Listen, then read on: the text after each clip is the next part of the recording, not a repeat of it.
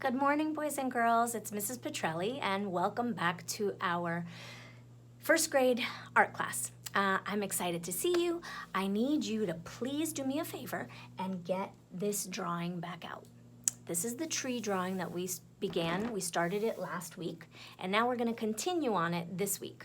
So what you're going to need are a blue crayon and a green crayon. Any kind, any hue. That means any kind of green. It doesn't matter what the name of it is on it. I have an unbroken blue crayon, and I have a different hue of blue, a different value, a lighter blue, and this is a broken piece. So you can use both. I'm going to show you what you can do with it. What I need you to do is you are going to add color to your background. Once we've done the background, then you are gonna go back and work on the actual texture, okay? Because this lesson is about actual texture.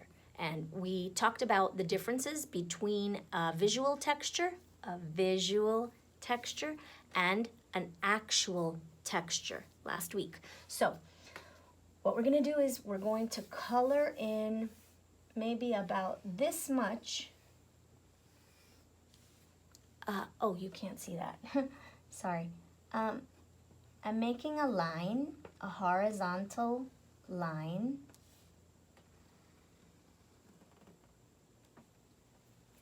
Somewhere about there on my page. It could be in the center of the page or below, but it should not be underneath the tree trunk, okay?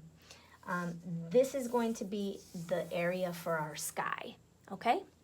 So once you've done that and you've drawn your horizontal line, draw it horizontally and stop at the tree, jump over the tree, and then continue your line to the edge of the paper on the other side, okay? Now, there's many ways to color. I usually color horizontally side to side just because it's easier for me. You can do whatever works for you, and I do it lightly. And if I go over a little bit of the branches on the tree, that's okay, but try not to cover it because the sky doesn't cover the tree, right? So the sky is way above. So I'm coloring. I'm gonna do this side like this using my unbroken crayon. And I'm taking my time and I'm filling in as much of the white space as I can. This is going to be a very clear blue sky with no clouds. If you want to add clouds, you can. I'll show you on the other side.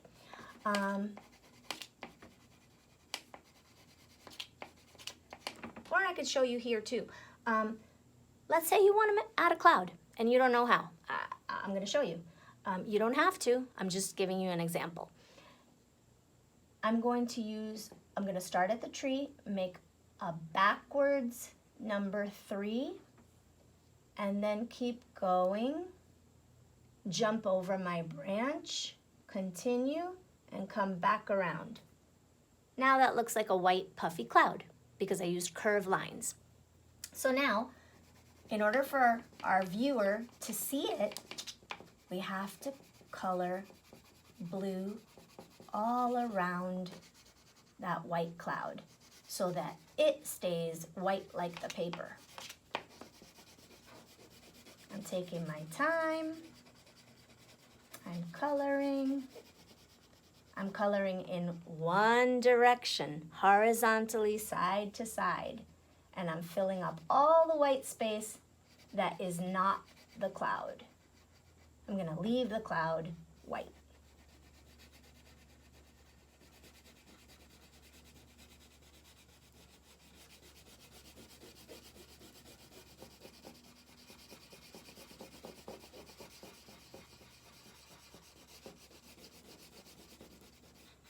Okay, that looks pretty good, I think. Okay, I did the left side of my paper. I colored it with an unbroken crayon, a blue one. This side, I happen to have a broken crayon. Don't break your crayons on purpose. This one, I know, sometimes when you press too hard, it cracks and it breaks. But I keep them.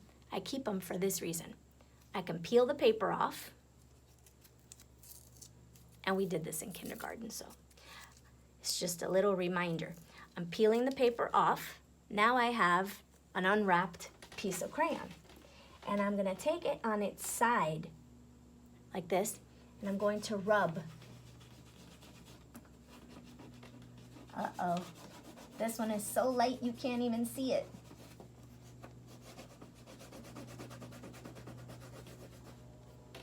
I don't think you can see it. Okay, so let's use another piece of another blue that I have. This one is smaller, but here we go. Okay, let's try this one. Oh, much better. Okay, so now you can see this one, because I'm doing a rubbing, I'm rubbing with the side of my crayon. Here, I can go around and color in little circles if I'd like. And that gives it the look of there being clouds in the sky, even though they're blue, but it looks like a mixture of blue and white. Why? Because I'm not pressing hard and I am not able to fill in all of the white spots when I rub with the crayon. So the reason I'm showing you two different ways is so you can choose which way you like best. This way is a lot faster to do. Okay, so let me show you the difference up close. Okay, so this way was coloring back and forth with an unbroken crayon. This is the broken crayon with the wrapper off. And it makes it look kind of like it has like a white puffy clouds within the sky. Okay? You can add as many clouds like this as you'd like. You can add the sun, you can add birds, you can add as many details as you would like. Let's see. So now we have the sky. We need some grass. So let's add some grass. Let me get my green. Hold on a minute. Okay, I'm back. All right, boys and girls. Again, I have a broken green and I have an unbroken green, and they're different hues of green. One's a light version and one's a dark version. I'm going to start coloring in here.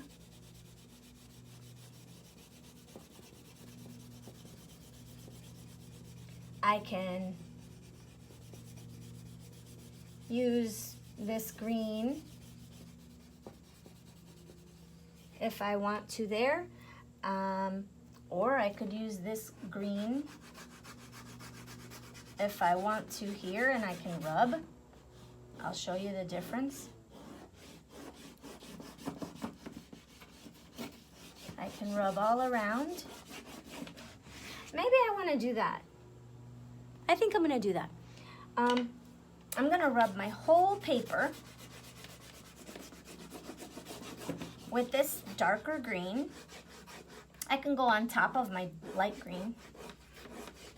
I can mix the colors, they blend. If you put one layer on top of another.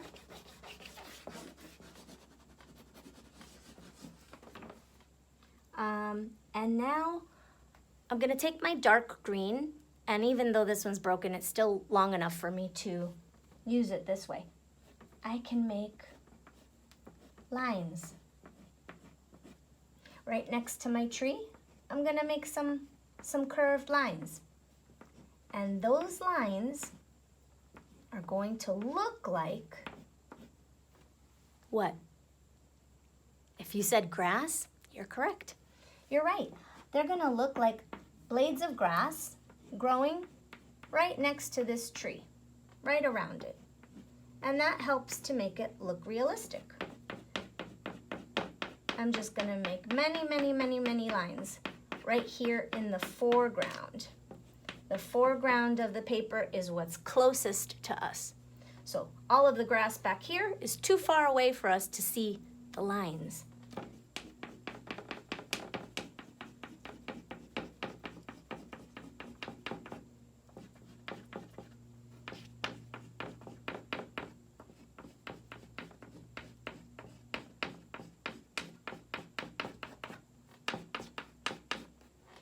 All right. So now we have our tree drawn in and traced and colored. And now we have the background all colored. Looks very colorful. Now, I need you to go outside, or not. Let's see. If you're able to ask someone in your family if you can go outside and just collect a couple of leaves. Maybe they've fallen on the ground already, or maybe they're in your backyard if you have a backyard, or maybe you can just go on the sidewalk and see if you can find some. And if you can, it'd be great if you could use them. But if you can't, that's okay. You could just use paper. So I'm going to get myself some tape. Maybe you have some tape. Maybe you have a glue stick. I don't know. If you do, try to get those. If you don't, then don't worry about it. I'll show you what to do. All right, hold on. Again, let me go get those. I'm back. Okay, I had to go to the corner of my room to get them. All right, so I have some tape. I don't have a glue stick. I have tape. Most of you have tape in your house for wrapping presents, or I don't know, fixing something. I'm going to do this.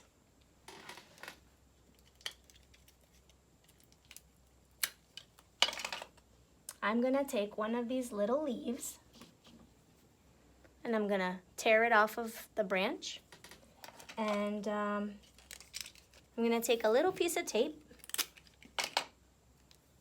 and I'm going to add it to my tree. I can do it like that, or if I want it to look really nice and neat and hide the tape, I take the tape and I roll it really tiny. I roll it so that the sticky side is on the outside, and then I can take another leaf. I can put it on the back of the leaf like this, and then I can stick it on my tree. Now that looks like a real tree, right? Now, let's go back and review. This is an actual texture. You do. Actual texture.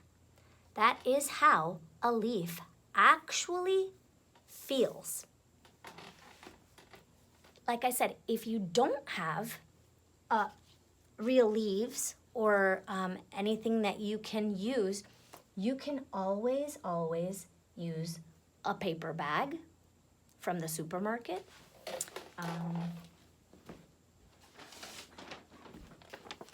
Like this one, just a paper bag, and you can rip. I'm tearing the paper.